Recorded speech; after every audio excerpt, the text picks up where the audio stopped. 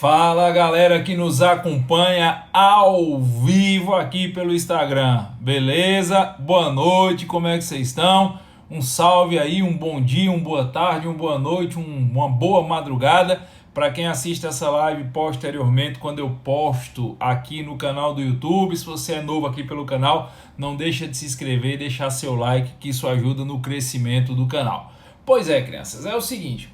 Hoje, noite de sexta-feira, 20 horas, eu tô chegando aqui para bater um papo sobre um tema que tem ganho cada vez mais repercussão no âmbito do direito penal, sobre um tema que está aí voltando à baila para o debate, que é um tema que suscita muitas paixões, me permita dizer, é um tema que suscita muitas emoções, às vezes os nervos ficam aflorados, mas acho eu que é um tema pertinente de ser discutido. Quem me acompanha aqui nas redes sociais, deixa eu ver se está chegando alguém aqui que normalmente esteja nas minhas lives, para eu dar como exemplo.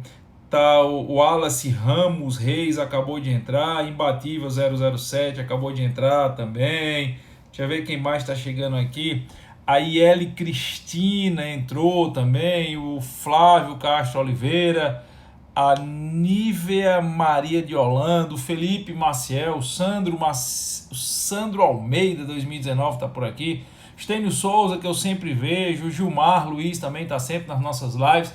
E é a galera que é acostumada a acompanhar nossas lives, o pessoal que acompanha as coisas que eu escrevo também, que acompanha o meu trabalho por aqui, a Yara Camargo está sempre por aqui também, já me viu defender várias e várias vezes a posição doutrinária do direito penal da vítima.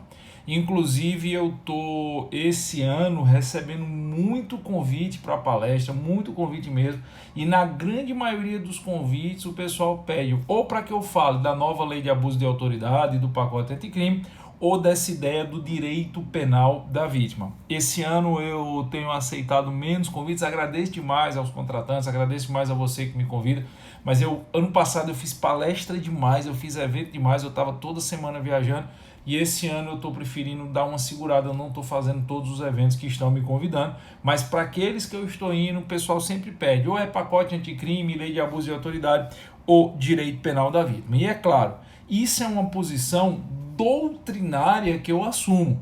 Quem é meu aluno no JUS 21, quem assiste às minhas aulas do JUS 21, sabe que no JUS 21, nas aulas, eu não estou lá para dar minha opinião. Eu até brinco dizendo que minha opinião não vale de uma cibalena, minha opinião para a prova da UAB, para um concurso de delegado, não vale de um big, não vale de um bombom chachado, não vale de um pirulito zorro, não vale de uma macauba chupada, não vale de um copo de quisuco, não vale de porra nenhuma, porque na prova, os caras não querem saber o que o professor Giovanni pensa. Na prova da UAB eu vou ensinar o cara a botar exatamente como a FGV pensa. Eu até brinco dizendo, olha, se a FGV acha que 2 mais 2 é 4, a gente vai dizer que 2 mais 2 é 4. Mas se a FGV quiser que você diga que 2 mais 2 dá 6,29, nós vamos ensinar você a dizer que dá 6,29. É a mesma coisa na preparação para os concursos de delegado, para os concursos públicos. Você, enquanto professor, você... Doutora Eliane Gaia, um abraço, doutora Eliane Gaia, grande promotora que esse país tem, titular do Tribunal do Júri aqui da comarca de Recife, da capital, doutora Eliane, que eu tenho o prazer e o privilégio de tê-la como colega de trabalho lá no JUS 21, está dizendo que não existe mais cibalena. Mas a gente é do tempo da cibalena, doutora, a senhora lembra disso? Em cachete, em comprimido. E aí, como eu estava falando, nas nossas aulas eu vou passar o que você precisa para matar a sua prova, para matar a sua questão, para ser aprovado no seu concurso, porque a opinião do professor para a banca é irrelevante. A opinião do professor para a banca, então, não vai mudar nada. Então, nós, enquanto professores, nós precisamos ter a humildade de, na aula, ensinar aquilo que o aluno precisa. Se para uma banca, para um concurso, eu preciso chegar para o cara e falar, olha, 2 mais 2 dá 3,14, eu vou dizer isso. Agora, enquanto pensadores do direito, autor de livro, enquanto uma pessoa que palestra muito o Brasil afora, eu me dou o direito de defender minhas posições doutrinárias.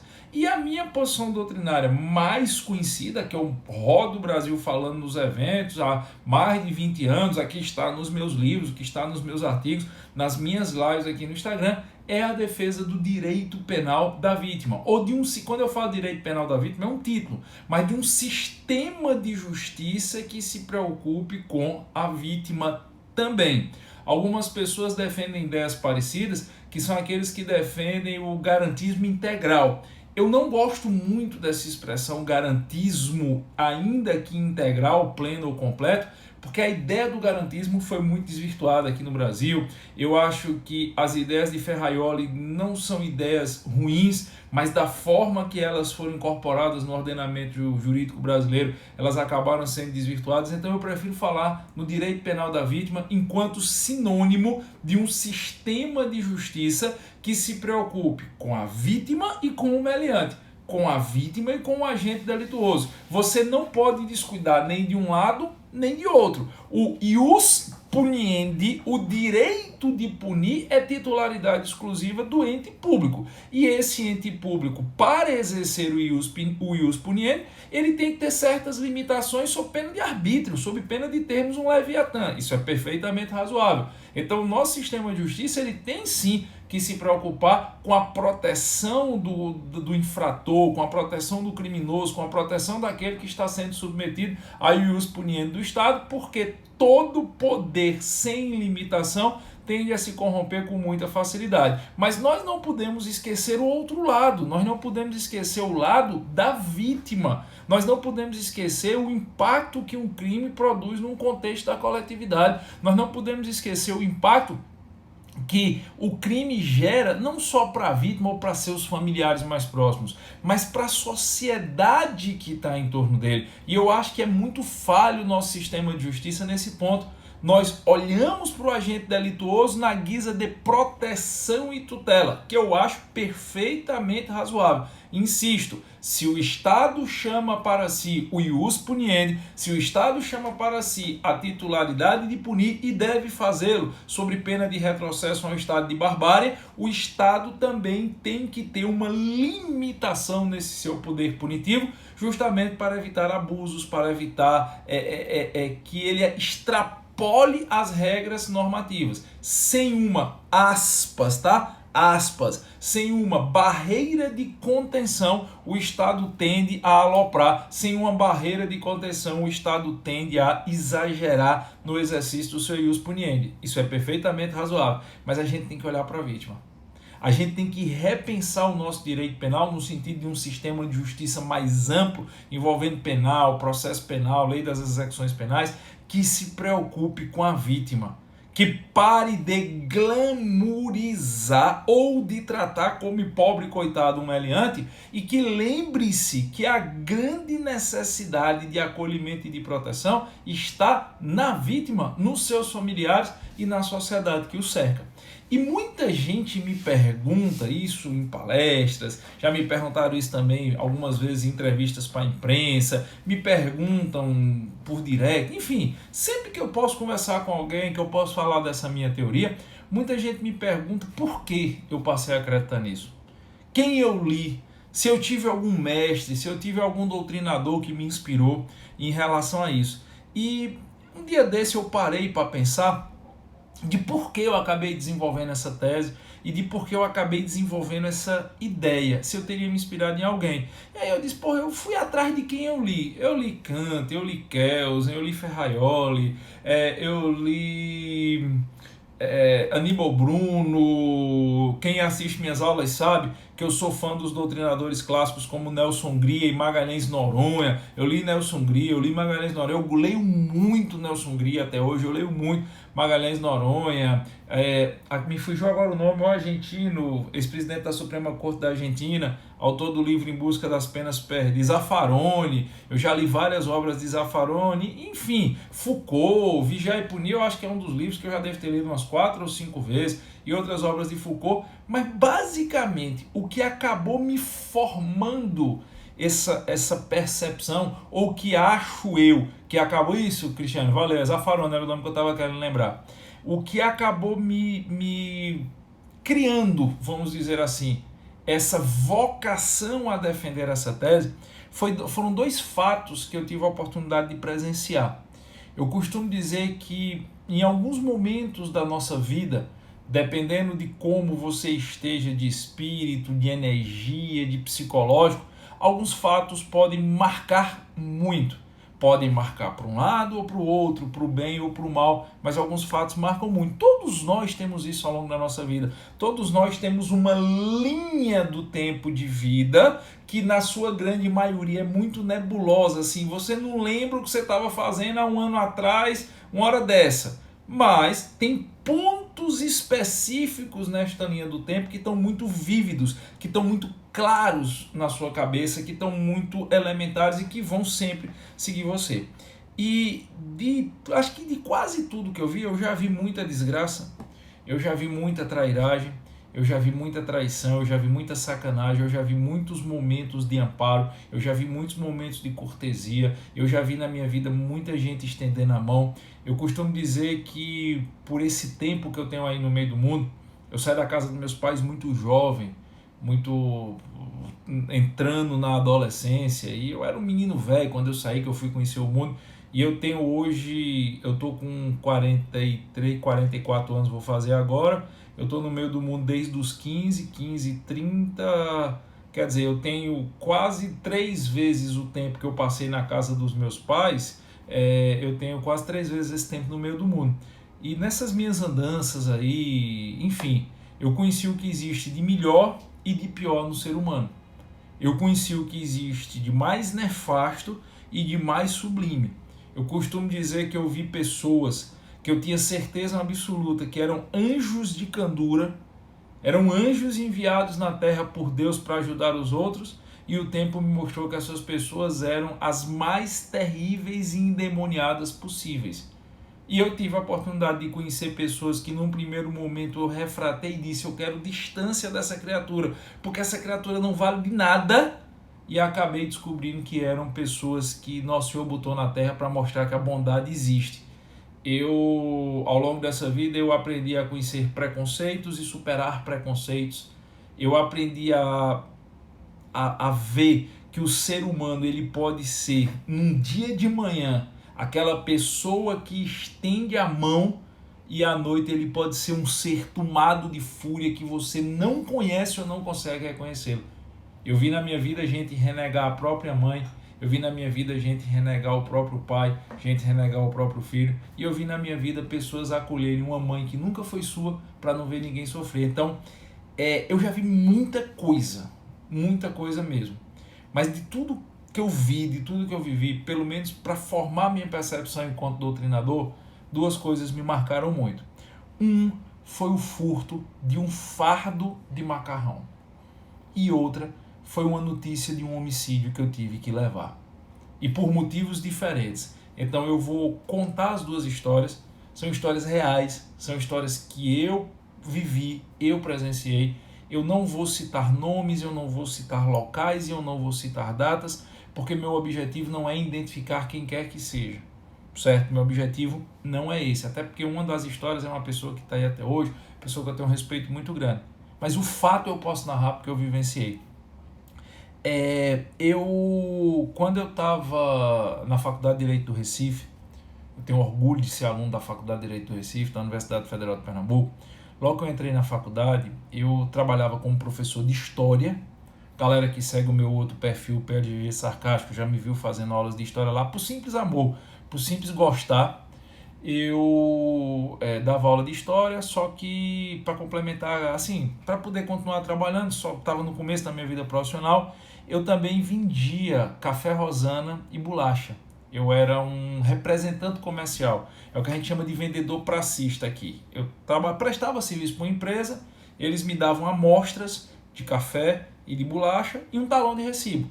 E aí eu saía rodando a periferia do Recife, tirando pedido, um fardo de café aqui, um pacote de bolacha acolá. E eu gostava muito de conversar com a turma, eu gostava muito de conversar com as pessoas.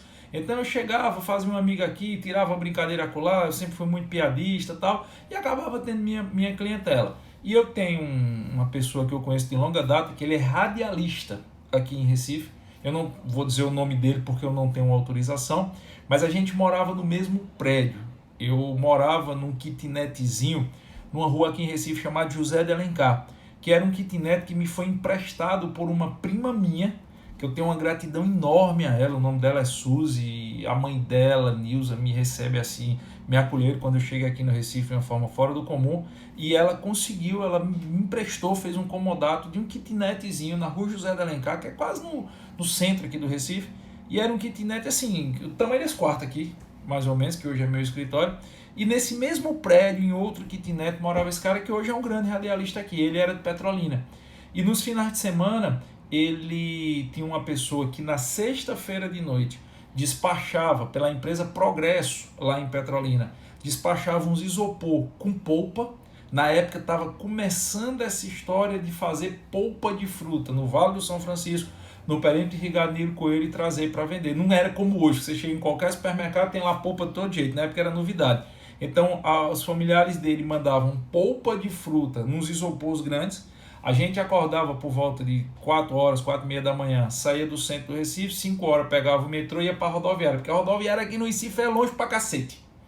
E aí lá a gente pegava os 2 isopores, eu ia com ele, a gente pegava os 2 isopores e já voltava vendendo a polpa. Quando dava meio-dia, 1 hora da tarde, a gente tinha vendido normalmente toda a polpa. Aí voltava de noite para despachar o isopor de volta, porque senão na semana seguinte não tinha como vir. E assim, ele me dava lá um percentual, sei lá, tipo, se fossem valores de hoje, o lucro da venda, quando pagava o frete, pagava tudo, fosse R$ 200, eu não sei quanto seria em valor de hoje, aí ele me dava 60, 70, a gente fazia isso durante todos os finais de semana, a gente fazia isso. Então eu andei muito, certo? Eu conheci muito da periferia do Recife.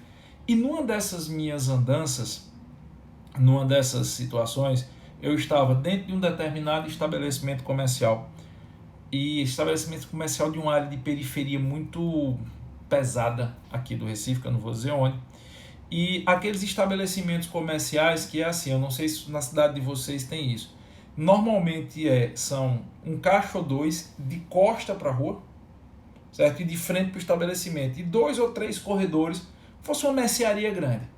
E aí quando o cara compra fardos de produtos, ele não tem onde botar o estoque, ele deixa os fardos na frente, fazendo como se fosse uma barreira na frente. Fardo de arroz, fardo de feijão, fardo de macarrão. E numa dessas situações eu vi uma pessoa se abraçar com um fardo de macarrão. Um fardo de macarrão, ele tem 10 pacotes de macarrão. Ele vem um saco, no saco tem 10 pacotes e cada pacote tem 10 pacotes pequenos, desse você traz para casa. Então são 100 pacotes, 10 embalagens de 10 dentro do fardo. E o fardo estava aberto. E eu vi uma pessoa pegar um fardo daquele, um cidadão pegar um fardo daquele e correr. E eu vi a pessoa que trabalhava no caixa gritar, eu vi um segurança que tomava conta da rua correr, e eu vi todo mundo correndo atrás desse cara. Eu era muito menino, muito novo, 20 anos se muito tivesse, 19 para 20 anos se muito tivesse, e eu corri também. E quando esse cara dobrou uma esquina que a gente tava chegando, eu vi esse cara entregar o fardo de macarrão à mulher. A uma mulher. Ele entregou o fardo de macarrão à mulher e parou. E a mulher pegou o fardo de macarrão e continuou correndo. Os seguranças chegaram e seguraram o cara. E já seguraram batendo nesse cara. Só que eles, não sei por que, não foram atrás da mulher. Eles pegaram o cara, eles estavam tão preocupados em pegar aquele cara, que não foram atrás da mulher. E aí eu e outra pessoa, a gente viu a mulher correndo e dobrando um outro quarteirão. E a gente foi atrás.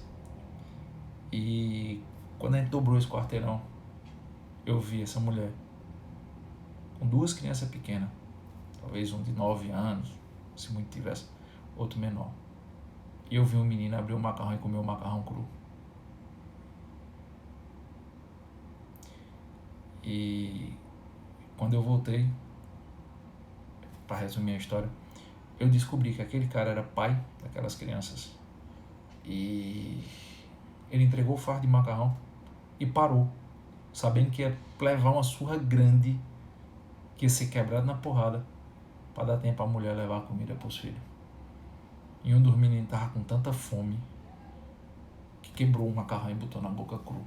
Eu não estou falando do pão não, estou falando do macarrão. Eu fiquei com essa imagem. Quando eu voltei, eu dei a volta e vi o cara que tinha levado um bocado de porrada. Já não estava apanhando mais quando eu voltei. Esse cara sendo arrastado. sendo preso. Eu fiquei com aquilo, eu estudante de direito de terceiro, quarto período, sei lá qual era o período que eu estava, eu fiquei com aquilo travado na garganta. Porque eu acho que foi a primeira vez que eu me toquei, que o que eu estava estudando na faculdade não tinha nada a ver com a vida real. Teve grandes mestres na graduação de Direito, eu não tenho o que falar dos meus professores. Eu digo com todo orgulho do mundo que eu fui aluno de João Maurício Leitão Adeodato, Ana Maria Campos Torres, Bernadette Pedrosa, Dário Rocha, Figueiredo, Maurício Randes, José Janguê Bezerra Diniz, enfim, Rui Ávila. Eu fui aluno de grandes professores. Mas naquela hora eu vi que o direito que eu estudava não tinha nada a ver com a rua. Não tinha nada a ver. É meio que como se eu tivesse tido um se liga. Que o que eu ia encontrar na vida real do direito era completamente diferente do que eu li em Kelsen, Kant, Foucault, Zaffaroni, Hungria, Magalhães Noronha, Aníbal Bruno, Roque de Brito Alves. E, bicho, me deu uma pena daquele cara. Não tinha audiência de custódia, não tinha nada na época. Nada. Eu tô falando, eu tinha 20 anos. Eu tô falando, eu tava no terceiro, quarto período, sei lá, de faculdade. Vocês imaginam o tempo que faz? 20 e tanto, sei lá, 25 anos, não sei quanto tempo faz. 2 décadas e tanto atrás. E aquele cara trocou a integridade física. Aquele cara trocou a sua liberdade. Aquele cara sabia que ia se fuder. Pra dar uma chance à mulher dele de levar um fardo com 10 pacotes de macarrão para 2 crianças pequenas. E eu vi uma turba. Isso me marcou demais. A galera gritava quando ele foi capturado. A galera gritava quando a polícia chegou. Se fosse hoje, eu teria dito alguma coisa, mas sabe quando você é menino? Que eu era menino. Tava aqui travado. Você não sabia o que fazer. Você só sabia sentir a tristeza daquele cara. E a partir desse dia eu comecei a pensar se essas pessoas precisam do direito penal. Ou se o direito penal, talvez eu tenha que mudar até a pergunta, se o direito penal tem que chegar nessas pessoas. Eu não discuto. Formalmente falando, a tipicidade existe. Formalmente falando, tipicidade está manifesta. Subtrair coisa móvel alheia, pena de reclusão de 1 a 4 anos, ponto. Não é, hoje não existia, eu acho, né? Não, já, 90 já existia. Não é sequer infração de menor potencial ofensivo. A lei 9.009, não tinha não, 9.099. Não tinha, já tinha a lei da... Agora me fugiu, se já tinha ou se não tinha os crimes de menor potencial ofensivo. Mas que o seja, o furto não é infração penal de menor potencial ofensivo. Nessa hora, você para pensar se não é vergonhoso você usar o direito penal para uma criatura dessa. Por mais que a turba ensandecida gritasse, achando bom e bonito, o cara que formalmente furtou ser capturado, esse cara tem uma história por trás dele. Esse cara tem uma história e uma família por trás dele. Esse cara é uma vítima, ao meu sentir. E é uma vítima de uma coletividade que não tem a menor pena de ninguém, o que dirá dele. E essa história, um dia desse eu me lembrando, ela ganhou mais força depois que eu virei pai. Porque tem certas coisas que só o pai, só quando você é pai, tô falando de pai porque eu sou homem, a mesma coisa é mãe, você só sente quando você vira. Minha bebê, um dia desse, teve que mudar o leite. E você vai comprar o leite, e quando é um leite mais caro, você fica pensando, porra, graças a Deus que eu posso comprar. Aí você fica imaginando o que deve ser a dor de um pai não poder alimentar o filho. Você fica imaginando o que deve ser a dor de uma mãe não poder alimentar o filho. E uma coisa é você saber disso em tese. Em tese. Outra coisa é você ter uma criança em casa. E mesmo você poder alimentar, você parar para pensar, e a simples possibilidade que Deus o livre um dia e guarde você não possa alimentar, já dá uma coisa ruim. Imagina o que esse pai sentiu. Imagina o desespero desse pai. a ponto de trocar a liberdade e a integridade física para fazer cessar o sofrimento do filho. Essa é uma história. Agora eu vou lhe contar a segunda história. A segunda história eu vou dar menos detalhes para não identificar ninguém. E depois eu vou juntar as duas. Há alguns anos eu recebi uma triste missão de informar a uma mulher, mãe de 2 filhas, que o marido dela foi morto. E eu recebi a missão de informar que o marido dela foi morto depois de ser torturado durante quase 12 horas. E eu recebi a missão de informar que o marido foi morto depois de ser torturado durante quase 12 horas, porque ele era policial e foi morto por vingança. E um amigo em comum, um policial, que é meu amigo há priscas eras, que também era amigo do falecido, sabendo da minha proximidade maior com o casal, sabendo da minha proximidade maior com a esposa e com as crianças, até porque a gente morava muito perto, me pediu para levar essa triste notícia.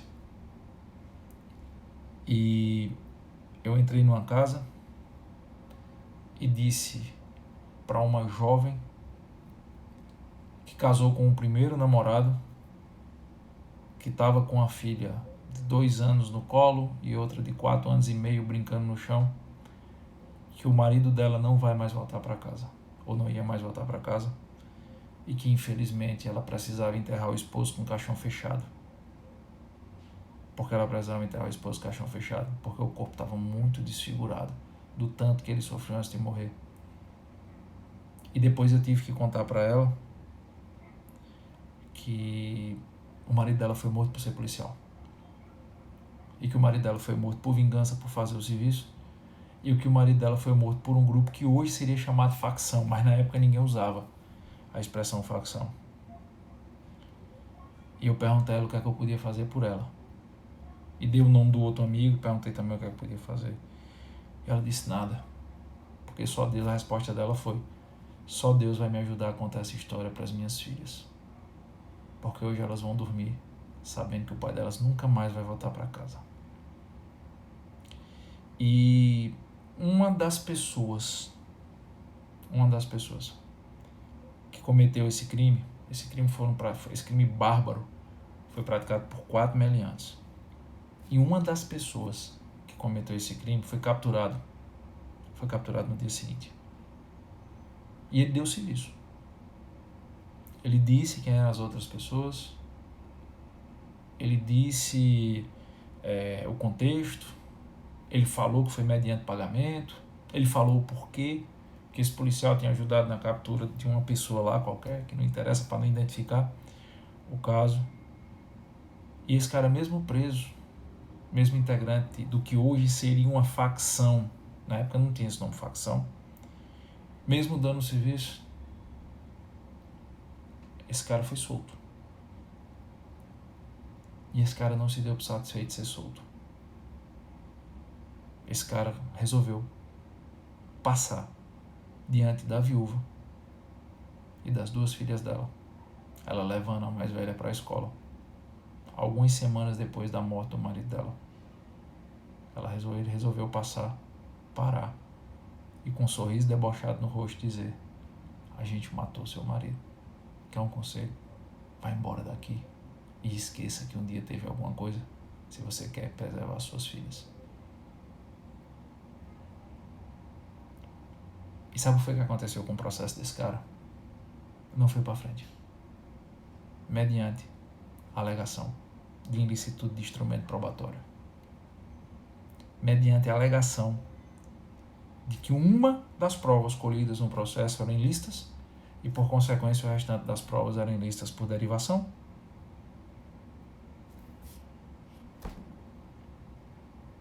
E até uns 6 anos depois, nenhuma condenação tinha tido. A viúva fechou a casa, pegou as filhas e foi embora. E passou muito tempo com medo. Muito tempo com medo. Sem usar sequer o sobrenome do marido dela. E quando ia inscrever a filha num curso, num balé. Ela não botava o sobrenome do marido, mesmo estando a 2.000 quilômetros de distância da cidade onde isso aconteceu. Ela teve que recomeçar a vida dela do zero, completamente do zero.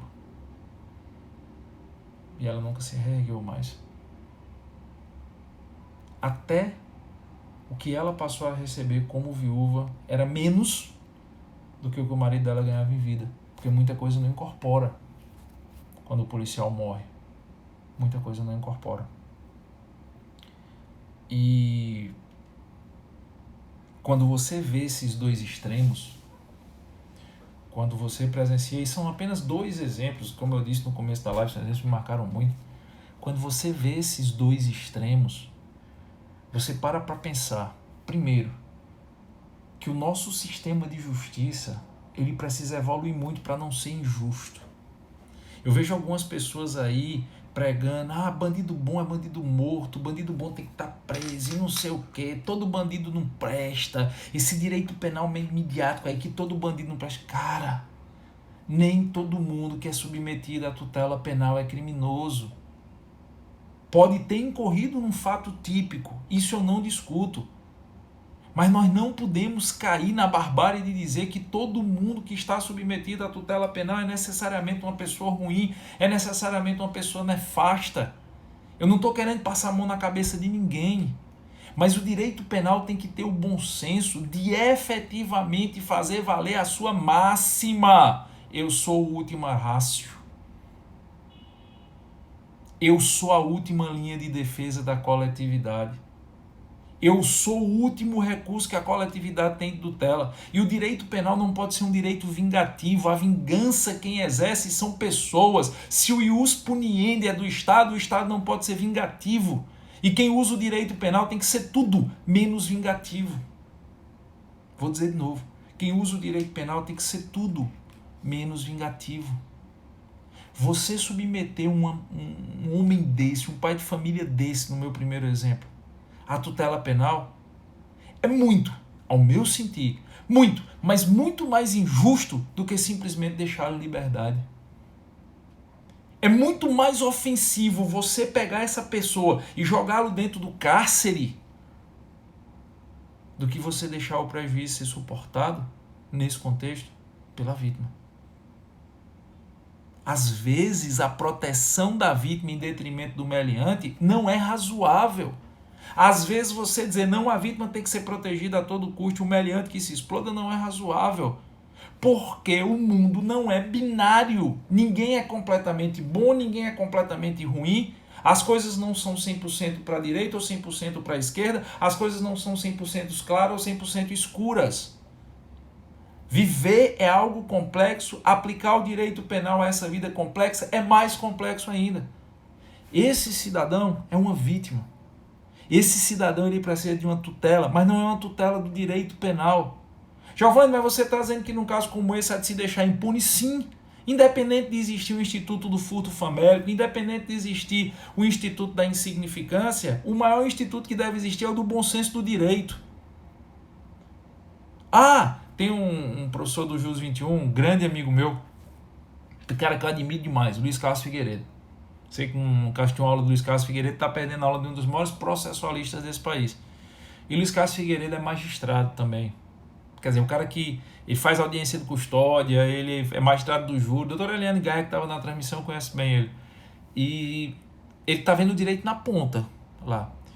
E ele diz, Giovanni, às vezes eu paro e olho para aquele cara que foi pego pela polícia com 3, 4 dólares de maconha, 3, 4 trouxinhas de maconha, o pequeno traficante está começando agora, e eu penso, se eu pegar esse pequeno traficante, esse menino velho, e jogar ele dentro do sistema prisional esquizofrênico como o nosso, ele deixa de ser pequeno, mas ele não deixa de ser traficante. Eu estou colocando um carimbo na testa dele e estou dizendo que ele nunca mais vai ser uma pessoa com condição de se ressocializar. Eu acho isso bem razoável. Eu acho que o direito penal tem que ter esse bom senso. De saber que nem sempre a proteção da vítima e a proteção da coletividade é o mais razoável. Porque existem pessoas que incorrem em crime, mas existem pessoas que efetivamente podem ser ou ajudadas ou ressocializadas por outras vertentes que não a aplicação do direito penal. Mas para que a gente possa fazer isso, nós precisamos tirar o olho vingativo e punitivista do direito penal. Mas nós também não podemos admitir o olhar hipócrita. Se o direito penal não pode permitir a vingança, o direito penal não pode banalizar a proteção. Da mesma forma que esse cara que furtou o macarrão não merece, o termo é esse, não merece e não precisa da tutela do direito penal, ele precisa de amparo.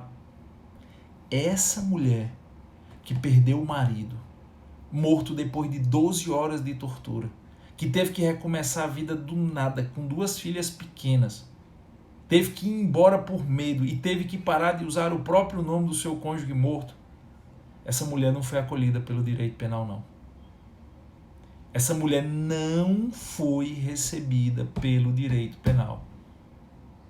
O sistema de justiça foi longe de ampará-la. Aí tem gente que vai dizer, não, mas não é o direito penal que vai amparar, não. E é quem? E é quem? Se não for o sistema de justiça? Se não forem as regras penais e processuais penais? Está na hora também de deixar de ser hipócrita e ter o apreço à formalidade acima de todas as coisas e achar que o mais importante é manter impávido e vestal o processo, ainda que a vítima se lasque. Assim como existem pessoas que não devem entrar no cárcere, existem pessoas que nele devem permanecer, sobre pena de estarem colocando a vítima numa situação de maior vulnerabilidade do que aquela que o crime já produziu por si, ou os seus familiares. Eu fiz uma live semana passada, está no meu canal no YouTube, e o tema da live é Prender Resolve, onde eu analiso essa figura da prisão, se resolve ou se não resolve, e dou minha opinião sobre isso. E uma das coisas que eu falo na live é que tem gente que, infelizmente, você tem que retirar do convívio social. Existem pessoas que, infelizmente, dentro do convívio social, elas vão estar ofendendo a vítima, os seus familiares e as pessoas que o cercam. Mas nós criamos um processo penal brasileiro para casos como esse, que é um processo penal que olha somente para si mesmo. Eu costumo dizer que o processo penal brasileiro é altamente narcisista. A coisa que ele mais se preocupa é com a sua autopreservação. Pode reparar, a coisa que o processo penal brasileiro mais se preocupa é com sua autopreservação e retroalimentação. Eu quero me manter, aspas, puro e vestal, a vítima que se exploda. E aí você acaba criando uma ideia de que um meliante desse sentido aí, ele seria uma vítima do processo. E você acaba criando a ideia o seguinte, que polícia erra, justiça erra, sistema prisional erra, promotor erra, professor erra. Todo mundo erra. Mas o bandido também erra. Existem pessoas que são criminosos, ponto. Existem pessoas que se desvirtuam e alopram muito, ponto. Existem pessoas que estão em permanente conflito com a coletividade, ponto. Essas pessoas têm que ser combatidas. Essas pessoas estão em guerra com a sociedade. E em tempos de guerra você faz de tudo para proteger o seu território e os seus. Eu não quero ir para a guerra, mas se eu for, eu vou fazer de tudo para vencê-la. Porque se eu não vencê-la, a minha filha vai pagar o preço. As próximas gerações vão pagar o preço. O preço de viver com medo, o preço de viver de cabeça baixa, o preço de ter que mudar de cidade porque um meliante resolveu que ali quem manda é ele, o preço de não ter liberdade. Se você não encarcera certas pessoas, se você não combate certas pessoas, se você não intimida certas pessoas, tenha certeza que essas certas pessoas vão encarcerar, amedrontar e intimidar a coletividade. Aí a Joyce, mas professor, a discricionariedade não é perigoso? É perigoso. Mas é para isso que nós temos profissionais tão bem capacitados no universo jurídico. É para isso que nós temos juízes, promotores, advogados, defensores públicos que devem ser cada vez mais capacitados, justamente para poder usar a justa medida da discricionariedade. Nada é mais importante ou deve ser mais importante para o sistema de justiça do que a defesa da coletividade. De novo, nada deve ser mais importante para o sistema de justiça do que a defesa da coletividade. E você não permitir que aquele cara que furtou o macarrão vá para o cárcere é uma defesa da coletividade. Da mesma forma que você não permitir que um assassino cruel vá para a rua por uma filigrana processual, é também uma defesa da coletividade. Essa é a essência do direito penal da vítima. Eu vejo muitas pessoas usando o argumento ad hominem aí no meio. O argumento ad hominem em retórica é aquele argumento seguinte: eu ataco a pessoa para não atacar as ideias daquela pessoa. E eu vejo muita gente dizendo assim: esse cara aí comigo, esse cara aí quer lascar, não sei o que, esse cara aí não... Não usa esse argumento não. A ideia do direito penal da vítima que eu defendo é a ideia de que o sistema de justiça ele deve se preocupar com quem está sofrendo no contexto. Tenha certeza que algumas vezes é o meliante que vai sofrer. E vai sofrer não como consequência dos seus próprios atos, mas outras vezes quem está sofrendo é a vítima, seus familiares e a sociedade. E aí alguém tem que pagar o preço. E aí vem aquela dicotomia, né? Vem aquela famosa questão que Schopenhauer suscitava: entre dois pesos ruins eu escolho o menos ruim. Alguém vai ter que chorar? Vai. A mãe da vítima ou a mãe do criminoso? Bom que nenhuma mãe chore. Bom é que nenhuma mãe chore. Mas, se alguém tiver que chorar, que seja a mãe do criminoso. Não a mãe da vítima. Alguém tem que perder a liberdade? Tem. Bom é que ninguém perdesse a liberdade. Mas entre o cidadão e o meliante, que o meliante perca a liberdade. A gente tem que parar com essa hipocrisia. A gente tem que parar com essa idealização de criminoso. E eu deixo claro, e por isso que eu comecei com o exemplo do furto de macarrão. Aquele cara não é um criminoso e nunca foi um criminoso. Mas existem pessoas que são criminosas, existem pessoas que são nefastas, existem pessoas que ofendem a coletividade. E nós temos parado de ser hipócritas e enxergar que existe efetivamente uma ideologia de valorização de quem não presta. Existe efetivamente uma ideologia de valorização do bandido. Existe efetivamente uma ideologia de valorização de criminoso. De transformar criminoso em pobre coitado. E tem muito bandido que é tudo menos pobre coitado. Tem muito bandido que é tudo menos vítima da sociedade. Tem muito bandido que é tudo menos uma pessoa que precise ser exaltada. Mas infelizmente nós continuamos ainda com essa ideologia. Eu apanho feito gente ruim, bicho. Eu apanho feito gente ruim em rede social porque eu defendo polícia. E todo dia chega um direct com uma piadinha. Mas teve um policial que aloprou em tal canto, você não vai falar não? E minha resposta padrão é não. Para falar mal de polícia já tem gente demais. Eu não vou falar. Tem que acabar com polícia. A pessoa que abre a boca e diz que tem que acabar com polícia, a pessoa que quer desmoralizar o trabalho policial, a pessoa que quer demonizar o trabalho policial, ela pode, consciente ou inconscientemente, não sei, acho que mais conscientemente inclusive, porque ninguém faz isso ao bel prazer, ela está fortalecendo o criminoso. Ela está idealizando o criminoso. Viver em sociedade é viver em estado de pretensa conflagração. Alguém tem que lutar por a gente. Mas policial alopra? Alopra. Bandido também alopra. Médico alopra, professor alopra, gari alopra, quem engarrafa água mineral alopra, babá alopra, cozinheiro alopra, deputado alopra. Todo mundo alopra. Mas isso é da essência humana, não da atividade. A gente tem que ter essa preocupação. A gente tem que pensar o nosso sistema de justiça para que esse sistema de justiça não puna o coitado, não puna aquele que é fraco demais, aquele que é hipossuficiente dentro da sua realidade, mas também para que esse sistema de justiça não seja leniente e não trate como cavalheiro aqueles seres biltres, vis e endemoniados. Porque se essas pessoas não forem efetivamente combatidas, meu patrão, tenha certeza que elas vão dominar a coletividade. Se essas pessoas não forem efetivamente combatidas, tenha certeza que elas vão subjugar a coletividade. Elas não têm pena de ninguém. Elas não têm preocupação com ninguém. Elas não têm limites. A coletividade é que tem que impor limite. Só que a coletividade não vai fazer isso com suas próprias mãos. A coletividade tem que fazer isso através das suas forças policiais e de um eficiente sistema de justiça. E como chegar nesse eficiente sistema de justiça? Como chegar nessa justa medida? Existe fórmula mágica? Não. Mas tudo começa com uma mudança ideológica. Tudo começa com uma mudança de pensamento. Eu digo a você sem medo de errar. Nós temos 3 ou 4, talvez mais gerações de juristas que passaram em muitas graduações Brasil afora. Muitas graduações Brasil afora. Escutando que o direito deve proteger o criminoso. Vendo uma visão distorcida de Ferraioli. Acreditando que aquelas ideias de Foucault devem ser levadas ao máximo e defendendo o abolicionismo penal.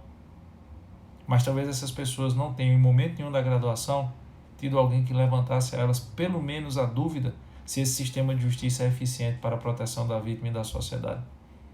Não tem como você negar que nós vivemos em uma situação de guerra. Não tem como. E se nós vivemos numa situação de guerra, nós precisamos ter o bom senso de separar quem é vítima inocente nessa guerra de quem não é. E eu não posso querer tratar quem é inimigo como vítima inocente, da mesma forma que eu não posso tratar a vítima inocente como inimigo. Essa é a ideia do direito penal da vítima. E o Rubson está dizendo, professor, é um trabalho complexo demais. Demais. Tão complexo que a gente sempre deixa para lá. Tão complexo que a gente sempre deixa em segundo plano. Nós sempre optamos pelo mais fácil. Qual é o mais fácil? É seguir a corrente. Mas às vezes é necessário, cara. E é por isso que eu sempre digo, a pouca voz que eu tenho, não é muito, eu falo talvez, eu tenho 150 mil seguidores aqui no meu Instagram, e tem um povo que assiste sem ser seguidor, passa 1 milhão de pessoas, mais ou menos, por mês, quando o Instagram faz aquele relatório, passa 1 milhão de pessoas, mais ou menos, entre seguidores e pessoas que vêm postar e sem ser seguidores aqui no meu Instagram. Se eu tenho a oportunidade de falar todo mês para 1 milhão de pessoas aqui, não sei se todas do direito, acredito que a grande maioria seja do direito, eu posso defender essa ideia, eu vou defender, mas insisto, esse é meu posicionamento doutrinário. Giovanni, eu vou fazer curso lá no JUS 21 com você. Eu vou fazer agora o curso de delta de alfa. A gente vai discutir isso? Não, a gente não vai. Não vai discutir isso. A gente vai lá aprender a fazer você passar para delegado e para a gente. Não é à toa que a gente lançou, acho que foi, hoje é sexta, foi quarta-feira que a gente lançou as turmas 2. E eu fiquei extremamente feliz porque eu vi hoje lá que das 300 vagas para delegado que a gente abriu, já vendeu 240 e não sei quantas, quer dizer, 50 e pouca. Você botar 250 alunos em 2 dias, para a Alfa a gente abriu 400 vagas, tinha 300 e não sei quantas vendidas. Então, por que eu fico feliz nisso? Porque eu sei que os caras que vão lá sabem que lá ninguém vai discutir o que acha ou o que deixa de achar. A gente vai discutir, ó, bicho, tu quer passar na prova para delegado, o assunto é esse. Responda assim. É um treinamento forte. O cara tá lá no nosso curso de segunda fase da OAB, eu digo, bicho, ó, tu vai fazer a resposta à acusação desse jeito, memoriais desse jeito, porque é o objetivo. Mas aqui, se a gente pode criar essa ideologia, o que é que nos impede de criar essa ideologia? Ou pelo menos de externar, quem sou eu para criar ideologia? Mas de externar essa dúvida, esse pensamento. Eu acho que é bem razoável você pensar um pouco sobre isso. Nós, operadores do direito, lidamos com uma ciência humana, e como uma ciência humana ela tem que ser interpretativa. E por ser interpretativa, você não pode estar preso a uma ideia só. Você tem que ver várias e depois tentar escolher o melhor caminho. Beleza? Bom, crianças, eu queria contar essas 2 histórias. São histórias que poucas vezes eu falei. Eu acho que eu não vou nem botar essa live no YouTube não, porque são histórias muito particularizadas. Eu vou deixar aqui durante 24 horas mesmo no Instagram e depois o Instagram desaparece. Mas é para mostrar o porquê da forma que eu penso.